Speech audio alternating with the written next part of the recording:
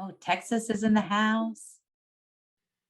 So as y'all are typing that in, I'm going to go ahead and say hello. My name is Alex Seckert. I'm an education success manager with ST Math in Texas, and it is my absolute pleasure to introduce Elaine Keeley to you. Elaine, you were an assistant superintendent, is that correct? I was the director of curriculum. Director of curriculum and a user of ST Math district wide, and really has a personal ST Math story, which I love hearing. I will say before I hand off that if you are able to, right, I understand it's some people are actually at home with COVID, you know, still logging in, but if you are able to, please do turn on your camera. I just presented myself. It helps a lot when you can see smiling faces, when you can see puzzled looks to know if you need to dig a little deeper into something. So if you're willing to do that, thank you so much. And with that, I hand it off to Elaine. I'll be monitoring the chat. So if you've got questions, please go ahead and type them in the chat and I'll be sure to answer. Okay, well, I am definitely a Californian, so welcome Long Beach and Whittier. You're very close by. But now, oh, and Parker is there in Irvine. So even my parents were born in Los Angeles, so we're longtime Californians. But now I lead a team of curriculum writers from all over the country. So I'm learning more and more about school districts in other states. And for a while in my career, I worked with Smithsonian's Leadership for Science Education Reform and got to know a lot of districts through the LASER process and writing strategic plans in science. But my journey with ST Math started when I was a newbie principal a long time ago, more than 20 years ago, when ST Math was new and born in Orange County, California.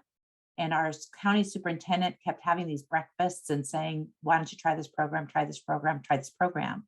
And in those days, we had computer labs, and I had to get a new server. And we opened a piano keyboard lab of 35 Yamaha keyboards. So not only did you go to the computer lab to play GG and the ST Math games, but you also went to a computer lab twice a week to learn how to play the piano. And that was part of the spatial temporal reasoning back in the good old days. And they collected every keystroke of everything in the computer, and they found that the spatial temporal reasoning could be achieved with the puzzles. So the music part went away, but I think there's still some schools out there that learn to play the piano in their system.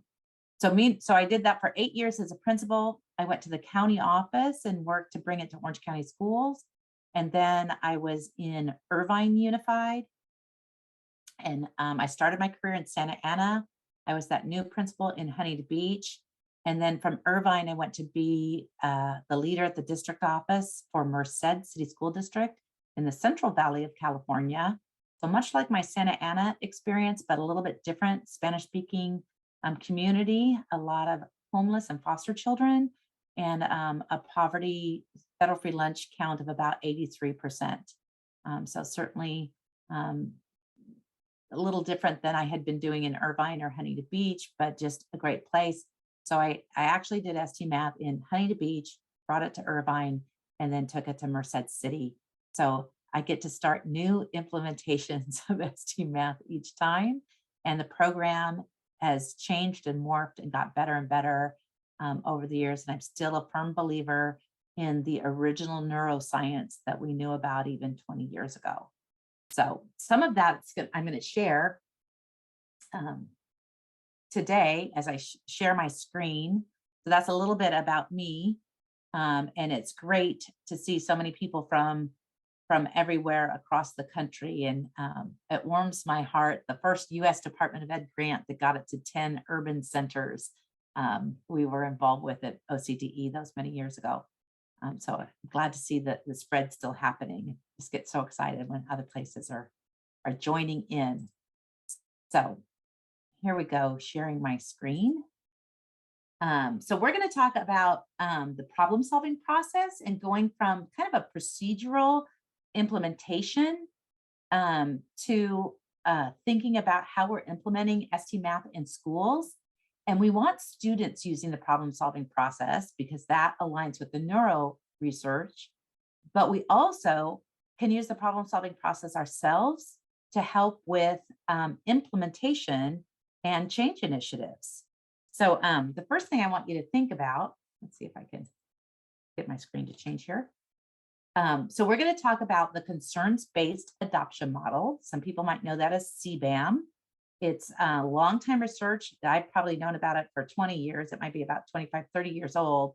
But concerns-based adoption model was a set of research that really told us how people react to change. And, we know change happens, shift happens, all that good stuff. And it keeps happening in education. And we have lots of people saying, oh, no more changes, no more changes. But change is growth. Change moves us forward. And when we have a theory of change and we embrace change, we can just keep the growth going. So change is actually part of growth mindset.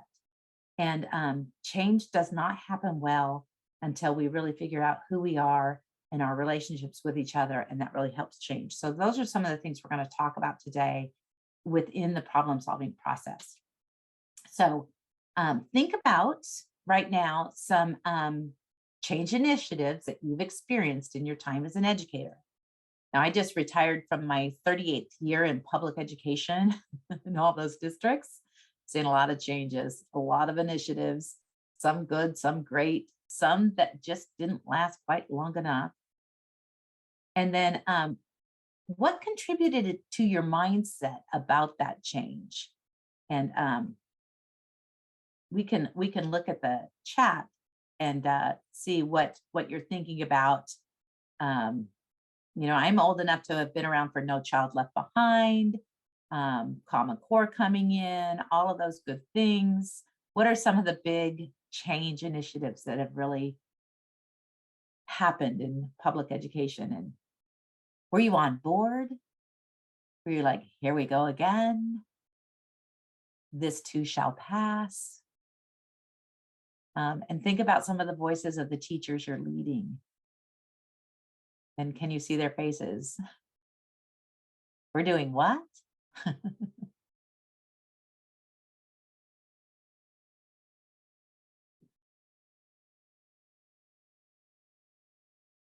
Would anyone like to unmute, or Alex, is there something in the chat that somebody wanted to share? Right now, the only thing in the chat is mine. So let's see if we can let some other people have some time to enter theirs.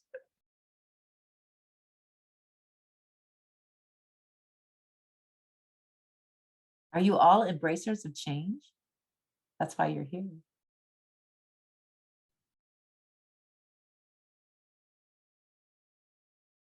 So one person said standard changes at the state level. It has to get done because of laws. I think my mindset is always dependent on preparedness. Some changes embraced, others skeptical of, depends what it is. Always been open to change because I had teachers, especially math teachers, who wanted things done just one way. Supportive colleagues in administration supports my mindset with change. Always have a positive mindset as long as the initiative is backed by data. Really good thoughts. So we've been studying change. We've been thinking about change for a long time. So the change research that's been done over and over again, and I experienced this really doing science education reform and change, and learned about this. And we worked with school districts across the country with Smithsonian, also Sweden and Mexico. And every time I worked and shared about change and the leadership of change, it was the same internationally. That really in the beginning, you've got some innovators and early adopters that are gung-ho, ready to go. They're like, before it's even out of your mouth as a leader, they're ready to do it. We're going to do this, and they're going to cheerlead, and I'll sign up, and they're so excited to do it. And then there's kind of an early majority that follows that group. Then you have the group that says, I outlasted the last principal, I can outlast this one too. And they may come along a little more slowly. They might be the late majority, or they might be actually the laggards or the resistors. And maybe they know, you know what, we're not going to make this change because I know we don't have the capacity, or we don't have the funds, or we don't have the this. And they might have really good reason, or they tried that in the past. We're not going there. And so you have some people, for good or bad reasons, who might be resisting the change. So what we're going to talk about today is what are some of the beliefs for each of those groups and what strategies can shift that group, and how do leaders really get a common vision to rally around a change, and some strategies to help do that. But does anyone notice anything in that bell curve?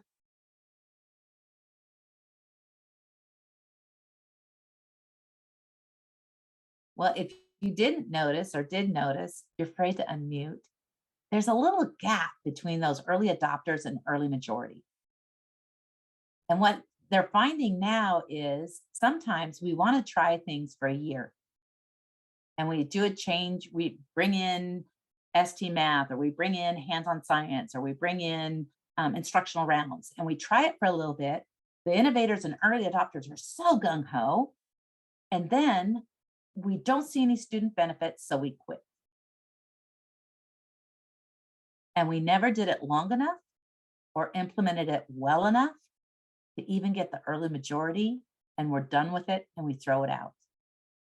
And that's what the research is finding now. And so what does that yield? Initiative fatigue.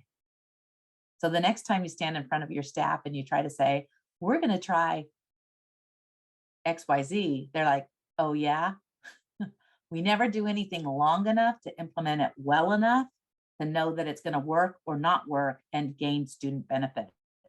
So what we found out over time is that it really probably takes 2 years at a minimum to implement something well enough to start evaluating the student benefit. And that's because of some things we know about human nature and just the behavior of educators. So does anyone have found that true? Yes, no, maybe seen that happen? I got a thumbs up. Someone's connecting to audio. Oh, maybe. So good to know. Oh, I think Alex, I'm gonna have to move this. So we're gonna move on.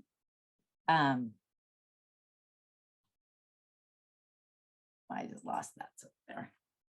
Okay, so we're gonna mind the gap, and we're gonna think about the gap, and then Mind Research has even put out a theory of change of the best ways to implement ST Math in your systems to really make sure that you have a good implementation. And we have a lot of data and reports that can find out about the usage. And then from that usage, we're going to find out how kids are actually learning the math. And as much as we might love or hate the big test, whether it's PARCC or SBAC, can we get students to achieve well on the big number tests that school boards and superintendents really want to know about? Now, back in the classroom and at the school site, we know kids may know a lot more math than those tests show, but we know our school boards and our superintendents are really interested in those scores. So we do want both, either or, and we're not getting rid of that big behemoth every spring of taking those kinds of tests. So that just happens. So when you think about getting started in any kind of a change, whether it be ST Math or anything else, people go through a series of stages of concern. So at first, they're going to be focused on themselves. What does this mean to me? The principal's in front of our staff, or the superintendent's in front of our staff, and you're going to have to make a change or bring in an initiative.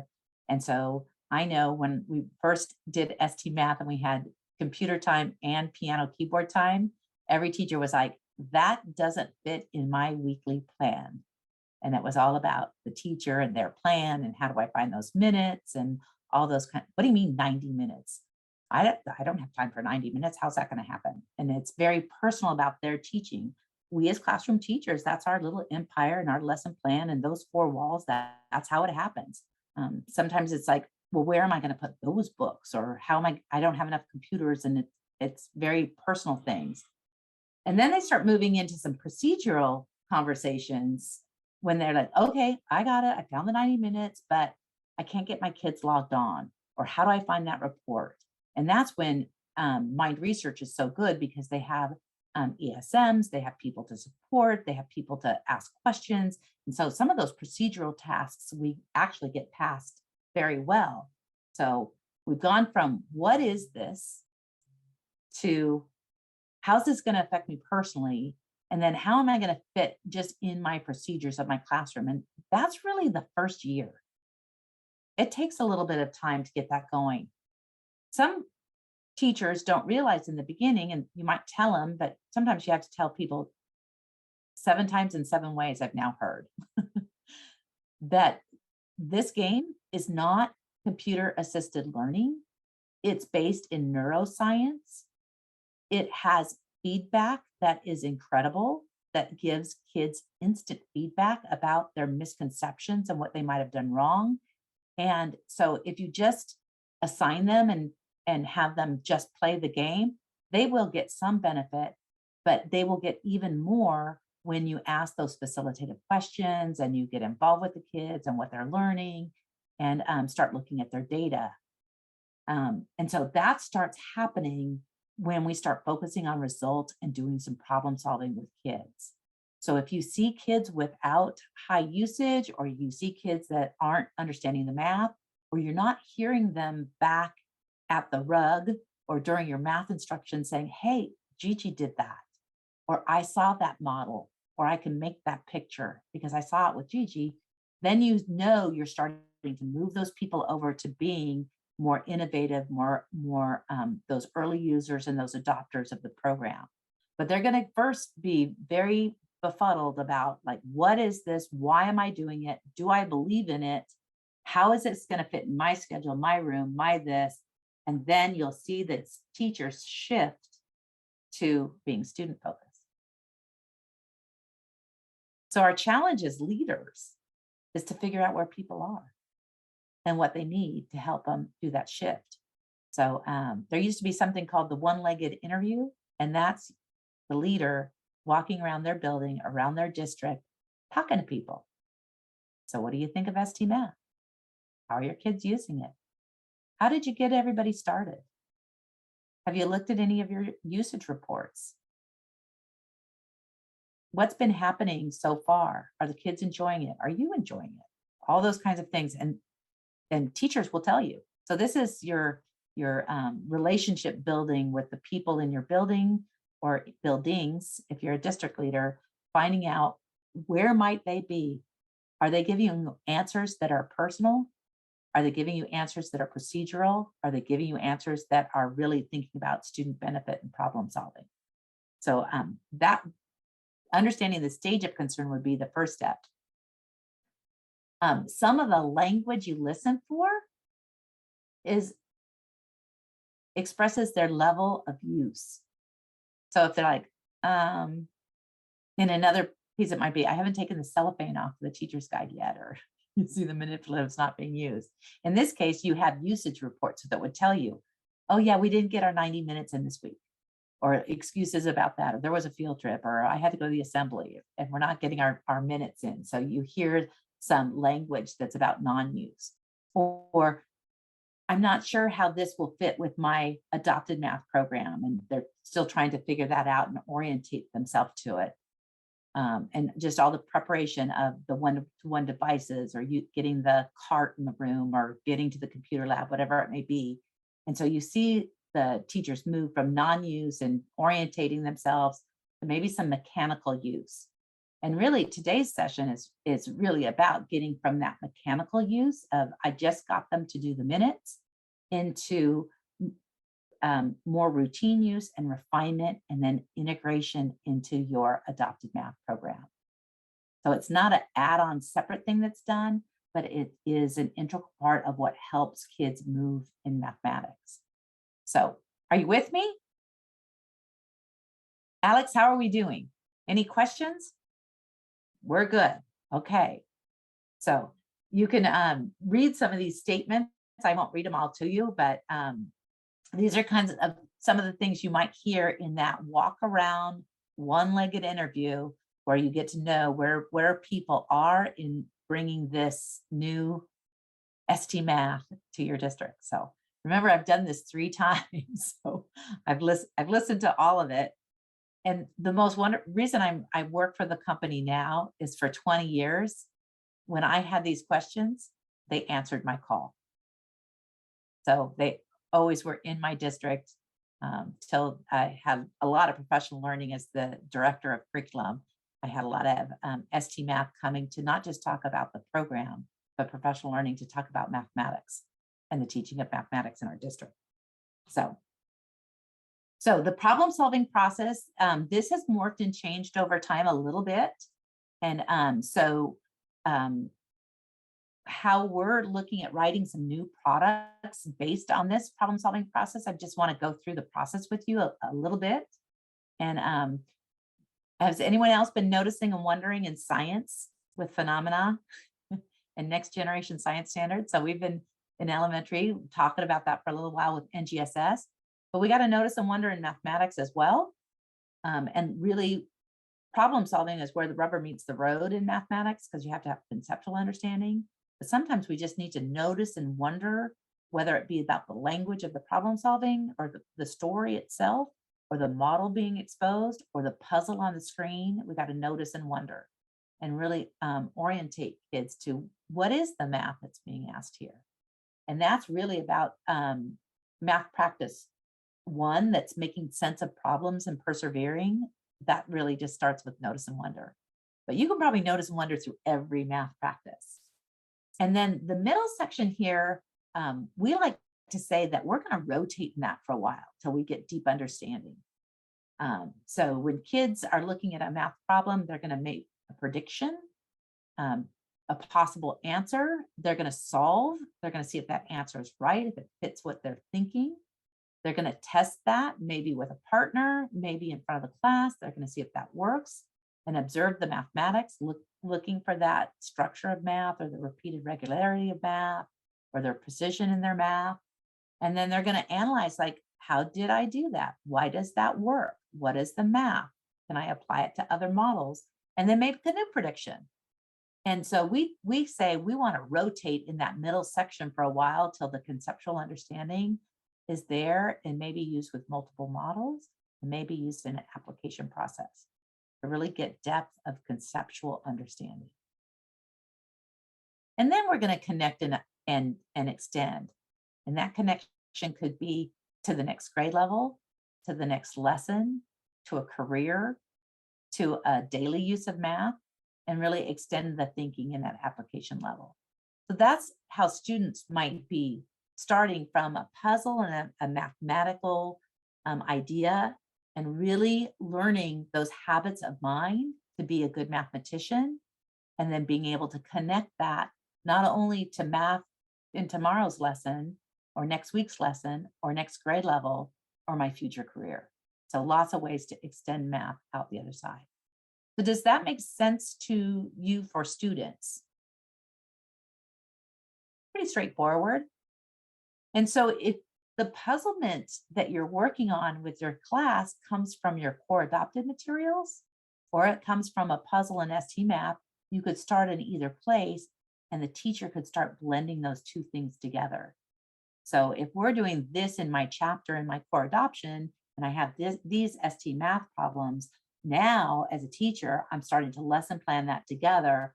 How do I get kids to notice and wonder, see those structures, make predictions, test, analyze, predict, test, analyze, predict, test, analyze, and see the mathematics of ST Math coming together with your core adoption to really learn the standards.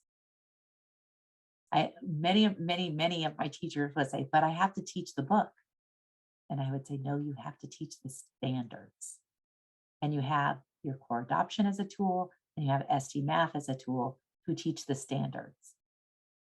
But they said we had to have fidelity to the program. I say, no, you have to have fidelity to the standards and teach the standards in a conceptual way that the child owns it. And you as the teacher, those years of No Child Left Behind, and you better teach it fidelity to the book. And now I work for a publisher, so I'm cautious when I say this, but the publishers didn't meet the kids in front of you. And so we're putting that responsibility of taking kids through this problem-solving process back to the teacher. So the teacher has agency in their classroom to make decisions about how to teach those standards using these great materials. And then we want to make sure that the child has agency too, to think about their own thinking and think who they are as a math person. So Elaine, we've got somebody with their hand up. Perla, did you want yes. to ask here and unmute, or do you want to just type it into the chat? Or was that up from earlier? You're muted. Perla, start again, Perla. It's still muted. Oh.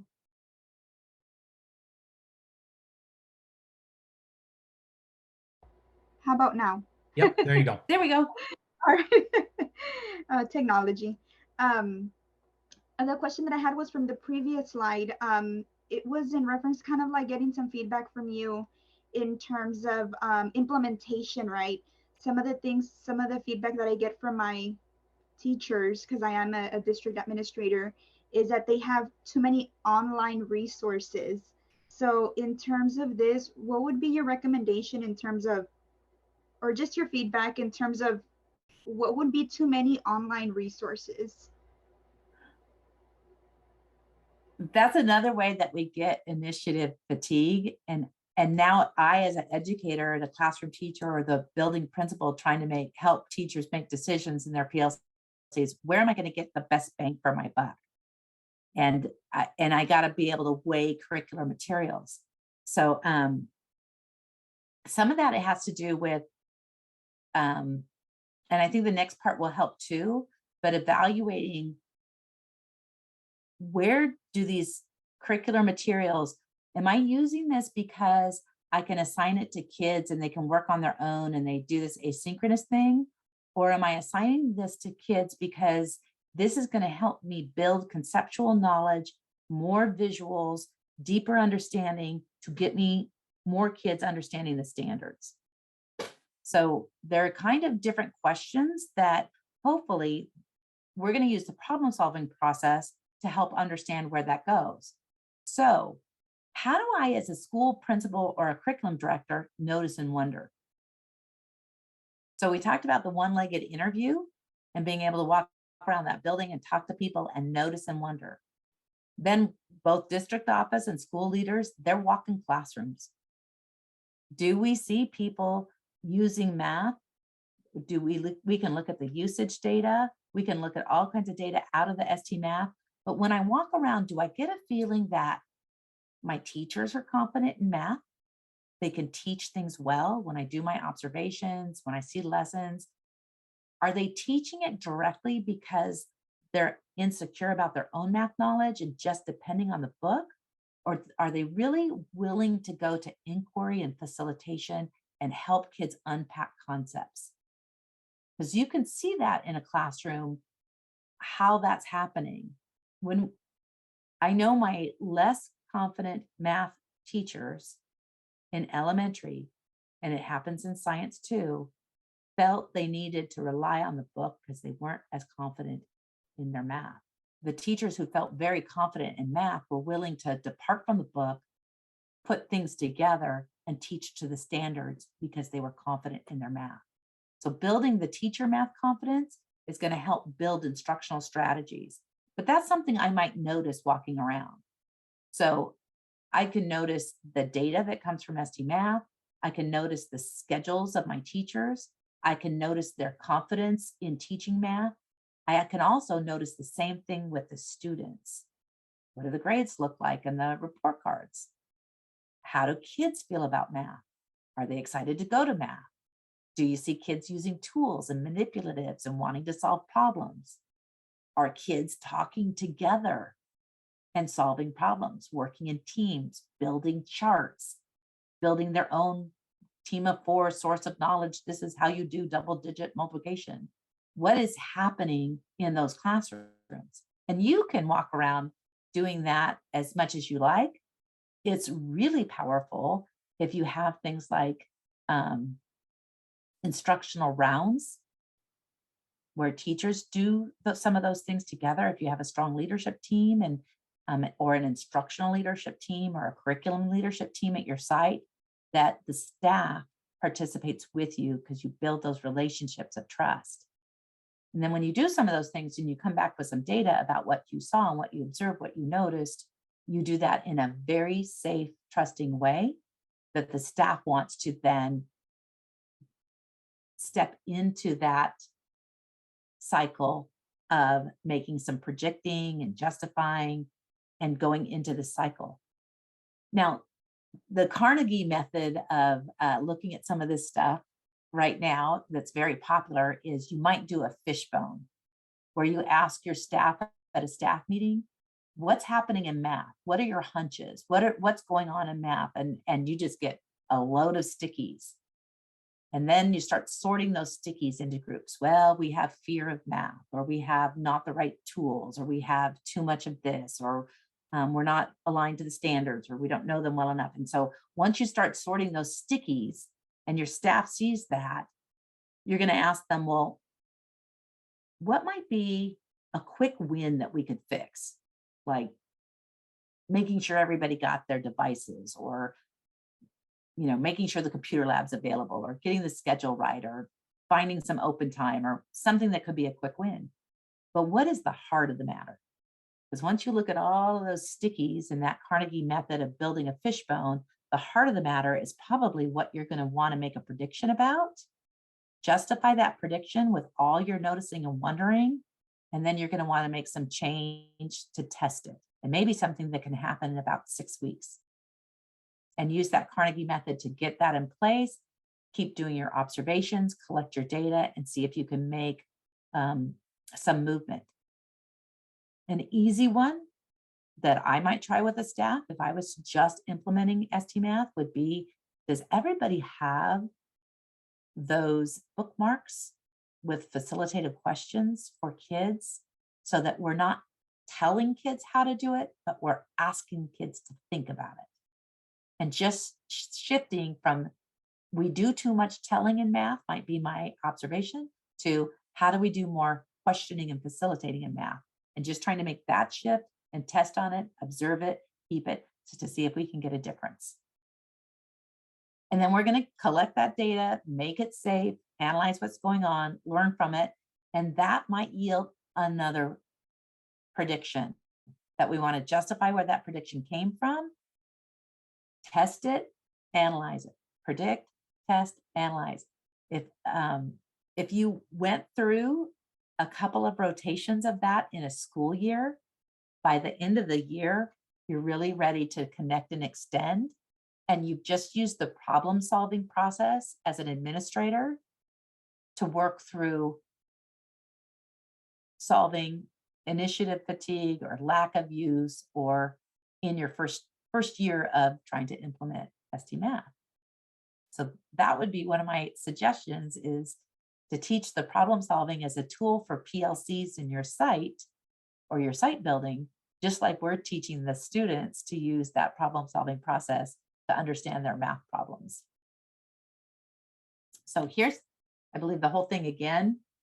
And you can see how, whether your district is into instructional rounds or lesson study or the Carnegie method of analyzing school change and school reform, that you can use that problem solving process to really explain where you are and build relationship with your partners in the school, especially your teacher teams who need to make the shift. You can also use it with the parents.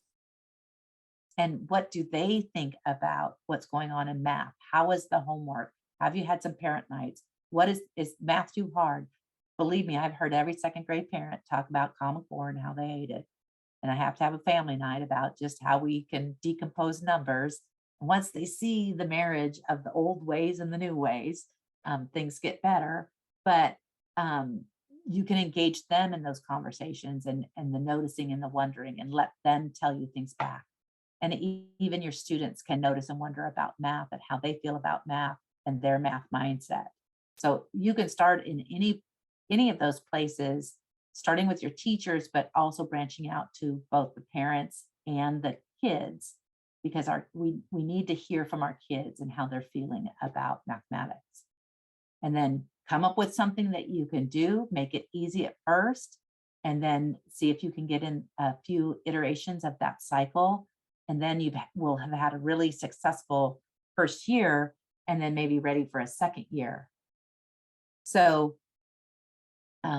this is a page that's on the website, ST Math Theory of Change. It used to be they just said, like, do more weekly minutes and you will get summative test advantage. And so when I saw this theory of change, I was like, yes, there are more cogs in the wheel than just do more minutes. Now, doing more minutes does help. And that's great to do in that first year. So we're going to get the weekly minutes up.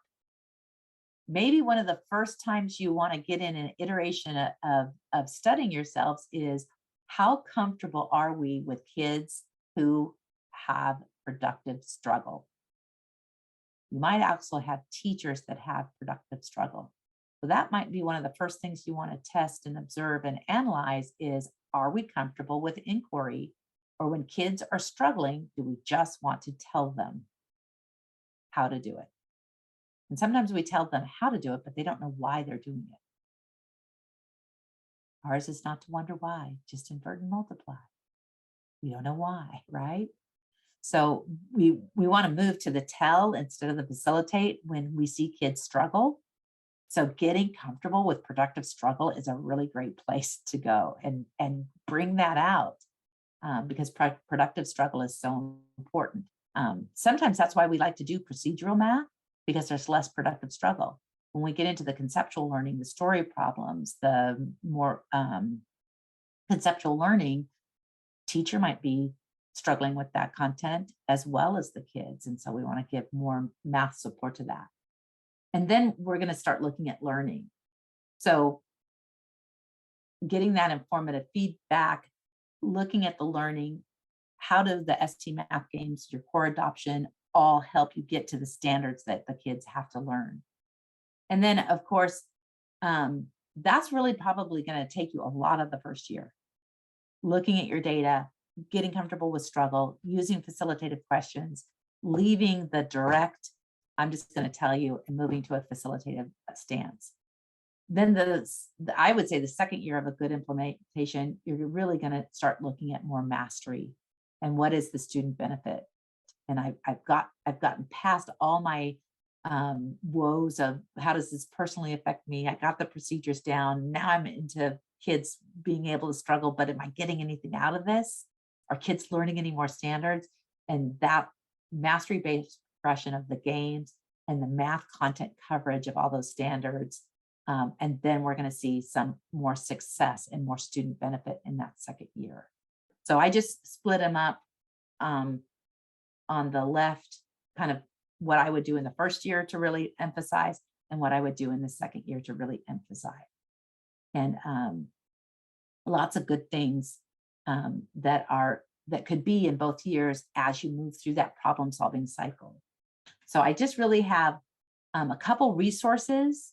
So this really, you can look at your school and the class and what's going on in those classes and the minutes and their puzzles. You can have your PLC teams make goals about getting past that personal procedural part. Yes, we're getting our 90 minutes in. Yes, everyone's on. Everyone knows their password. Our PLC even looked at the alignments that ST Math offers, and we've aligned those things together. That's great first year activity, and you can help move your PLC teams along with some action plans. And then this helps to notice, predict, analyze, connect.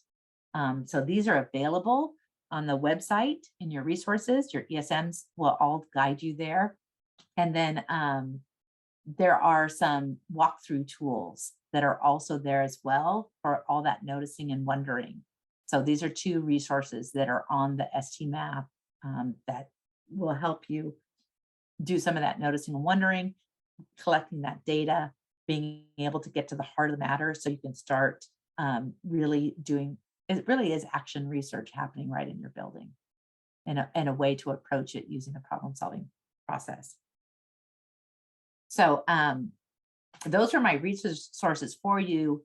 and just a way of learning about the problem solving cycle, not only for students with mathematics, but us as leaders to really help with change and all those initiatives that come down, and one more way to look at it. So I think I'm close to time, and I want to leave some time for questions. So, Yeah, we've got about 5 minutes. And so if you have Yeah. questions, you can continue to type them in the chat, or you can just unmute.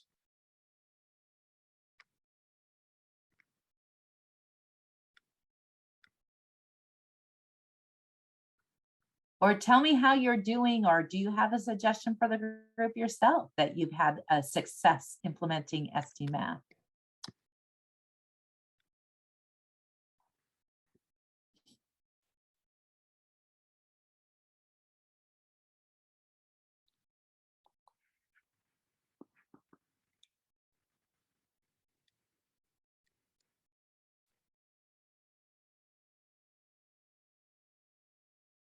So I know my teachers were quite relieved when we went to Clever over the picture password.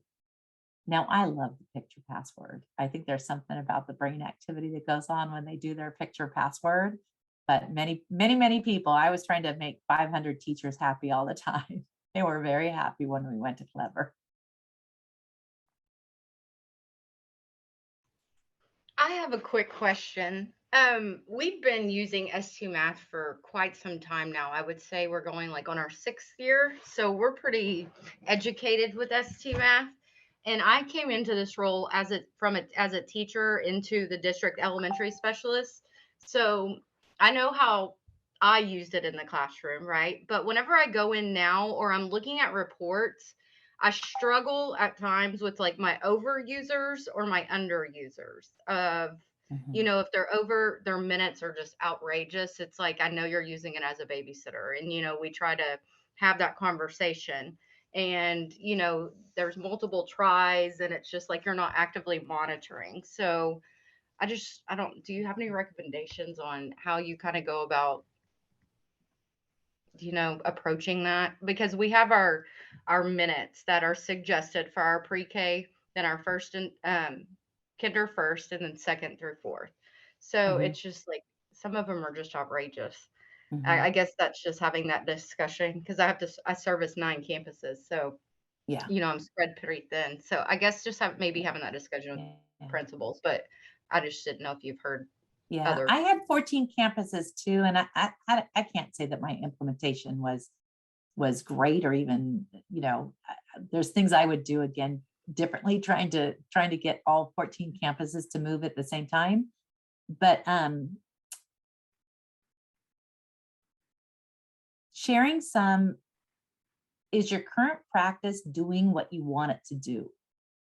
So looking at math in general, how does math feel on our campus? So maybe helping the principals lead this notice and wonder about mathematics on our campus in general, whether that be, you know, family engagement in math, homework in math, what's up on the walls in math, what's our walk around of our school in math, and how do we feel about math?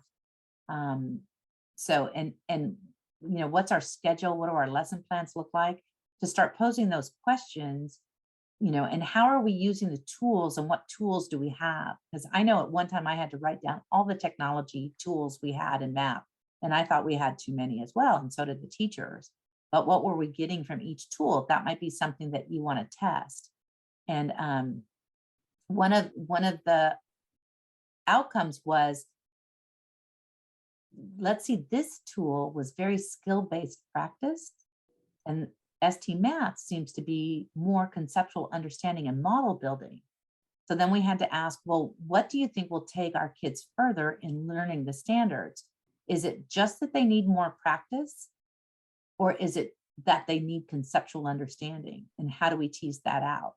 So using ST Math and the puzzle talks and using the program in concert with your core adoption was able to get that, oh, we need to use this technology tool in a way that maybe is different than just a practice technology tool.